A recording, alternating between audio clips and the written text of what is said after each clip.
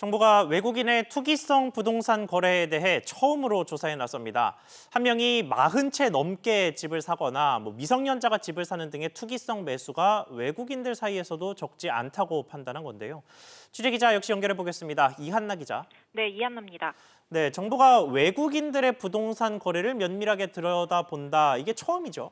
네, 그렇습니다. 국토교통부가 내일부터 국세청 등과 함께 외국인의 투기성 부동산 거래 조사를 실시합니다.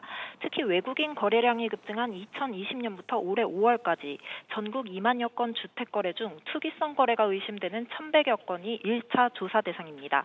조사 결과는 오는 10월 중에 발표할 계획입니다. 조사에서 해외 불법 자금 반입이나 무자격 비자로 임대 등이 적발된 경우 출입국 제한 등 다양한 제재 방안도 강구할 계획입니다.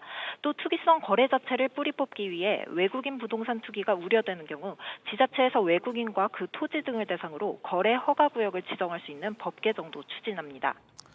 네, 외국인이 우리나라에서 부동산 거래를 한 게 하루 이틀이 아닌데 정부가 외국인의 투기 거래를 특별히 찝어서 조사에 나선 이유가 있습니까? 네, 과거부터 부동산 취득 시 자국에서 대출을 받는 등 일부 외국인들의 부동산 투기에 대해서 관리가 제대로 되고 있지 않다는 지적이 나왔습니다. 실제 외국인이 거래한 주택 건수는 전체 거래의 1% 미만이지만 최근 지속적으로 증가해 왔는데요.